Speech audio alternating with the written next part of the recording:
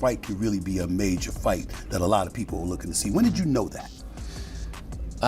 When the people start talking, and obviously everybody around try to make this fight. I say, look, needs to be big. This fight doesn't happen if you're never born, right? You made this fight happen. Why this fight? Not me, it is who behind me. I like Crawford, I get right to it. Why?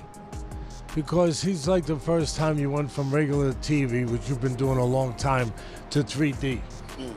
He's different. Really, that's the simplest way I can say it. The clash between Terence Crawford and Canelo Alvarez became a spectacle that truly delivered on the hype. Even Canelo acknowledged the fight was too monumental to pass up. Though he initially declined the offer, the overwhelming global interest turned the matchup into a historic moment. Fans around the world tuned in to watch two elite champions meet in the ring, and the electric atmosphere confirmed this was more than just a boxing match. It was a worldwide event. You know, I take this fight because you can see how big is this fight, no? The beginning when they say, hey, you thinking about fight Crawford, I say, never thinking about that. But you can realize how big is this fight, no? Mexican, always Mexican versus USA is big. And two of the best pound for pound. And I think this fight is huge and means a lot for me. When did you realize, when did the moment hit you that this fight can really, really be big? This fight can really be a major fight that a lot of people are looking to see. When did you know that? When the people start talking, and obviously everybody around try to make this fight.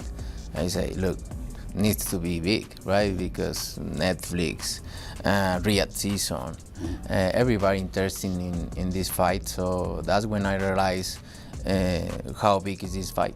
Crawford felt like initially you needed some convincing because you thought it was a lose-lose proposition, whereas you're fighting the smaller guy, and if you won, you wouldn't really get any credit for it. Was that what you were thinking? Yeah, but if you think well, I've been in that position before. Saudi advisor and chairman Turki Alalshik explained after the fight that the event was about more than just boxing. It was about delivering a once-in-a-lifetime spectacle. He highlighted how meaningful it was for fans, especially with the chance that this could be Terence Crawford's final time on such a grand stage. For Turki, hosting the bout before a global audience carried profound significance, as it brought together two legends at the peak of their abilities while preserving a historic moment in boxing that will be cherished for generations to come. My country, I'm my boss, you know? But really, if you look at as a business, this fight will not happen if we are not involved. As Gia, Riyadh season, Saudi Arabia, this is truth. Because even with what the relationship with Netflix, and we are very happy about it, still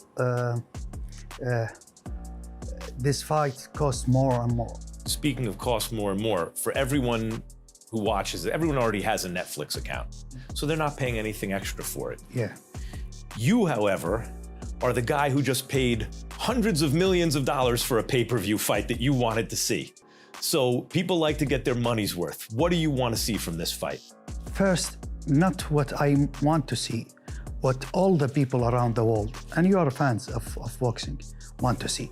It's taken too long, but thanks God, without the support behind me from my government, my leaders, the Crown Prince and the vision, and without the love of the fans, we will stop not complete. This is what push us. This kind of fight, special Canelo Crawford, I want to explain it to you exactly why it is important and the fight of the century.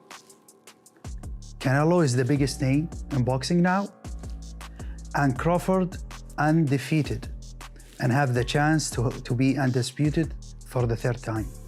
Maybe this is the last fight for Crawford, and for Canelo, it's mean a lot for his fan in North America and South America and all the world. He doesn't want to get beating from guy getting up 2 or 3 weight. Renowned trainer and analyst Teddy Atlas, speaking alongside ESPN host Stephen A. Smith, had praised Terence Crawford even before the first bell of the historic clash. Atlas made a bold comparison, calling Crawford the boxing equivalent of a leap from 3D to digital, a metaphor capturing his extraordinary sharpness and advanced skill set. According to Atlas, it was Crawford's adaptability, pinpoint precision, and unshakable calm that separated him from nearly every other fighter in the sport. When Crawford entered the ring, those words quickly rang true. His effortless transitions between orthodox and southpaw stances, his ability to read his opponent in mere moments, and his rapid in-fight adjustments showcased exactly why so many experts had placed their trust in him. Under the brightest spotlight, against one of the most accomplished champions of this era, Crawford's poise and mastery stood out. For viewers around the world, his performance echoed Atlas's prediction, a fighter redefining the highest level of the sport. Crawford wasn't just landing punches. He was pushing the boundaries of boxing itself. It felt less like a bout and more like a shift in the sport's trajectory, as fans realized they were watching a new chapter unfold in boxing's rich legacy. Back in the day, I used Betamax, and then that was good. It was cool. VHS, VCR, all that stuff. I still got them, actually. And all of a sudden, digital came around. There you go. He's digital, really. And I'm not knocking Canelo for all the people out there that, want to pull their arrows now and start slinging shots at me. Hey, that's okay. That's fine. But I'm not knocking him. He's a good, solid guy. He's Good, tremendous. solid guy. He's 63-2, Teddy, and has never been knocked out. And this guy that's fighting him is moving up. 63-2. Wait. What's his record? 63-2. By who's accounting? What do you mean by who's accounting? What are you trying to say? What am I trying to say? There's a couple fights there that you might be able to argue there. Just a little bit. Okay. Starting with Triple G. Just a little bit. A little bit, I mean, you're insulting him a little bit. Like in a movie with De Niro. I'm not insulting him. I'm pointing out the facts. But here's my point to you, Teddy. He's 63-2. Lara, how about the Lara fight? Hold on. You want to go back further? Okay. What about Madrimov with Crawford? I'm just saying. No. He beat Madrimov. He didn't look the way we want him to look. Okay. Because stepping up for the first time to that weight class, he didn't look the way that we wanted to say, oh, my God. Well, stay with me. Let me ask you this question. And Madrimov was not getting the credit for the kind of fighter that he was. But let me ask you a question, Teddy Atlas.